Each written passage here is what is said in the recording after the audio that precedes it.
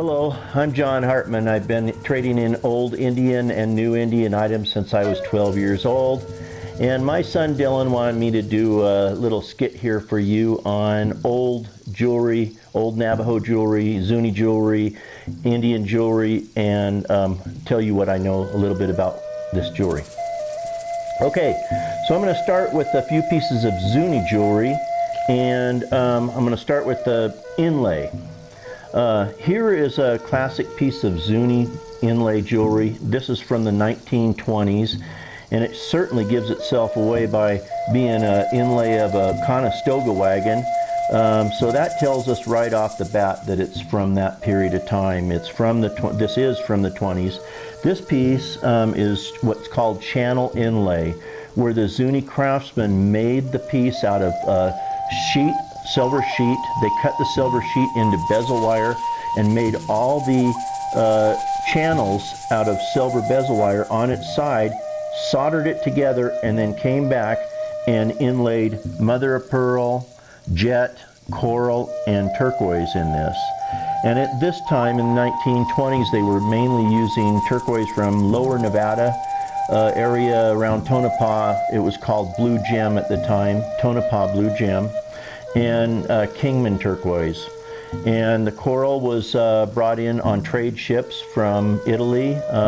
Trade ships brought coral along with trade beads around the world since the 1400s. The Indians loved color, and they traded jewelry or anything they had for anything of color, from trade beads to stones.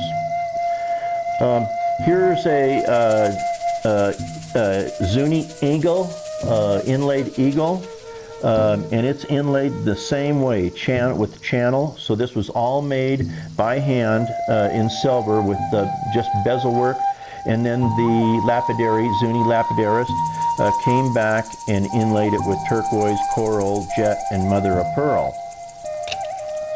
Here's another, what we call a knife wing eagle, and this is quite unique in that, and I'm hoping you can see this, it's inlaid with jet, mother of pearl, turquoise, and coral, and it's also overlaid with needlepoint. This is needlepoint stones here. So this is a quite interesting Zuni piece. This piece is from about 1930. Here's another little inlaid Conestoga wagon, a different style. It's a pin. A lot of your older jewelry, Indian jewelry, was made into pins because the Navajo ladies, predominantly Navajo and Zuni ladies, wore a tremendous amount of jewelry if their husband was a silversmith, as they would sell the jewelry right off their blouses. And so they made a lot of pins and a lot of neckwear and bracelets, rings, and some earrings. Here's another knife wing eagle pin. This is also bezel work. This is not considered channel inlay though. This is much later. You can see it has, if you can see, the bezels are serrated. And that came much later. So this piece here is from about 1950. And how this one was made is the Zuni Indians cut the turquoise, coral, jet stones, and they pieced them like mosaic together. And then they cut cabochons out of the multicolored stones, sheets of stone. And then they would take and they would put bezels around the cabochons. These bezels being serrated tells us that the serrated bezels came in about 1950 and even maybe in the 40s, but pretty much the 50s. And when you look at a piece of jewelry like this, you can look at the serrated bezel. If it was hand serrated, they'll be totally uneven. If the serrations in the bezel are very symmetrical, then it's newer. They started selling serrated bezel in jewelry supply houses in about 1955, 1960. Here is another piece here. This is an early channel inlay. This is a Roadrunner. Okay, it's inlaid with tortoiseshell, yellow shell, turquoise, coral, mother of pearl, a whole gambit of stones.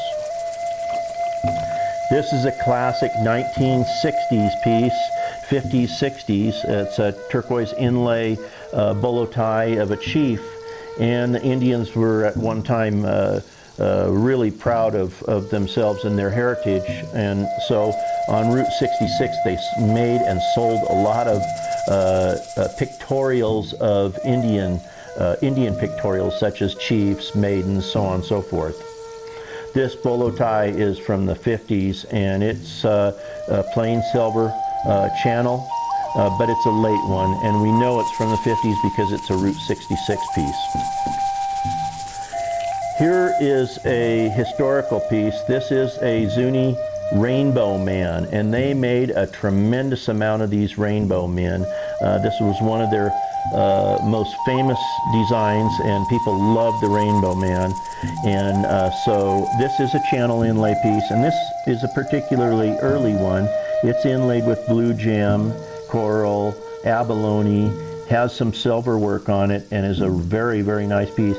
It even has a piece of number 8 spiderweb turquoise inlaid into it. So it's probably from about 1940. Here is a Zuni petty point squash blossom necklace. And this necklace is made probably around 1935 to 1945 period. It's a tremendous piece, example of Zuni petty point work. There's hundreds of stones here, and it's a fabulous piece. Okay, off on to some different items here. I'm going to show you some Navajo bracelets. Here's a neat piece. Right here is this rug here. Dylan, my wife Estelle, and I bought the Segi Trading Post from the remains of the Segi Trading Post and Chelchimbato Trading Post from James and Carol Porter in the early 1980s. And Carol Porter gave this Quito, or a bogard, to Dylan. This is Dylan's piece. It's pretty unique and one of a kind. And they used this to protect their wrist from getting cut from the arrows on it when they shot with a bow. So this is a little child's bogard that he wore. And at the time, Dylan was a little child, and Carol Porter gave this to Dylan.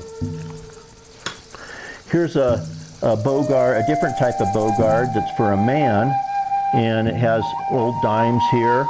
And this was from about the 1930 period. The one that Carol gave Dylan was from about 1930-40, maybe even 1920. Here's a nice old bracelet. This came from the Fort Defiance Trading Post, which I bought in the early 80s from Francis Griswold.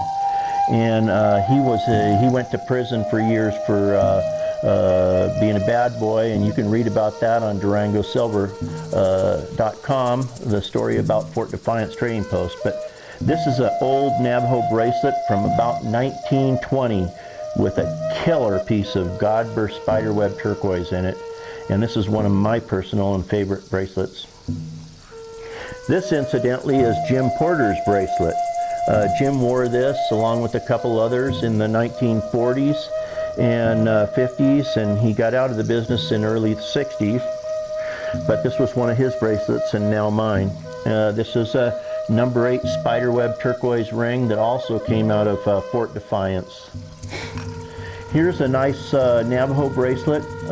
This is from about 1950. And this is made with northern blue gem. This blue gem is very, very bright blue. And this blue gem is from the Battle Mountain, Nevada area. Here's an interesting bracelet, came out of Fort Defiance Trading Post. This is Navajo, and it's old spiderweb turquoise, and this bracelet was from probably around 1910. When you're looking at old pawn and old Indian jewelry, this is the original old pawn ticket that came with this from Fort Defiance. And this ticket reads, Johnson Key was last pawned 8/6/1946. So that's a very unique piece to have. It gives a little description of the bracelet here for the pawnbroker when they went to find the piece, and also an inventory number. But that little pawn ticket is worth quite a bit to a collector. This is a very nice piece here. This is a solid sheet stamped bracelet, and this is done by Mark Chi. Mark made this probably in the 50s, early in his career. He's quite a well-known silversmith, and his early jewelry is quite collectible. This is a absolutely spectacular number 8 spiderweb turquoise stone. I hope you can see it. But this type of jewelry is just precious and as valuable as could possibly be. Here's another Mark Chi bracelet, and interesting enough, it's stamped again. This is maybe a little earlier than the last one. I bought a collection of Mark Chi jewelry from a gentleman in Southport, Colorado, years ago, and he had a lot of early Mark Chi. This one's interesting that the stone was made out of a bead from a turquoise bead necklace like this. It has a hole in it. Here's a couple more. These are called Navajo cluster bracelets.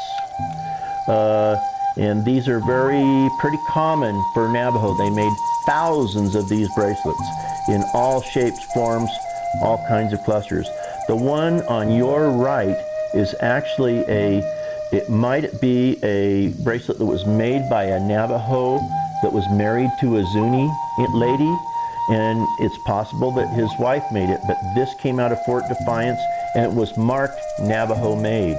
So, good. Here's another type of a Navajo cluster bracelet. This is an ingot bracelet, in that they made this out of coin silver. They casted the coin silver into a bar, hammered it out. Here you can see how thick it is. They hammered it out and hand chiseled and stamped the frame, and then they did Navajo cluster work on top of it. Ingot jewelry is very popular and very rare, and it's very valuable. Here's two different styles of old Navajo bracelets. This one here they call a Pueblo style, and it's influenced by the Pueblo people from the Rio Grande Valley. This one here is a classic Navajo bracelet, 3-stone bracelet with blue gem, Tonopah blue gem turquoise stones. This is very nice. This is the type of old jewelry that we're looking for, and we buy on a daily basis if you have it. Here's a nice old buckle. This was an old concho from a concho belt, and I turned it into a buckle. It was just a stray concho that I bought in from the Fort Defiance collection. If you can pan right down here, John, here's a couple old concho belts, and here's a classic sand cast buckle with coin silver, hand stamped coin silver conchos. This is the kind of concho belts that we look for. This is all American, all Navajo, Native American. The Navajo made these conchos out of pounded out coins. He pounded out melted coins into ingots, pounded them out into sheet, and he reposed them with handmade stamps. And then the Navajo, made a tufa stone like this mold and poured this buckle into the stone. So this is all Navajo. This is as good as it gets. Now there are earlier ones. There's a first phase, second phase. This is a third phase. This was made about 1910. First phase started out in late 60s. First phase concho belt is running retail of $10,000 to $30,000 now. This type of concho belt will run from $4,000 to $10,000. That's the 1860s, right? 1860s is a first phase concho belt that is so expensive. They're so rare, they're as rare as hen's teeth. Incidentally, here's a sand cast piece, and it comes out of the mold like this, but there was a top, this is tufa stone, and there was a top piece, and it went together, and they poured the silver down like this, and then they would pull it apart, and here would be the casting. Here's a unique Navajo necklace. All these beads This whole necklace was made out of coin silver. The coin silver was pounded out into sheet, and then the sheet was cut into circles, and then a hole was poked in the middle of the circle, and they used a dapping block to round the beads. The unique thing about these beads is they made them into circles, and they stamped each bead on both sides. It's 2 circles to make 1 bead. And then the unique and nice thing about this necklace is that the nausea has the same stamp as the beads. This is very heavy. This weighs about a half a pound. It's very thick beads. Very nice piece and of value to us. If you have them, we want to buy them.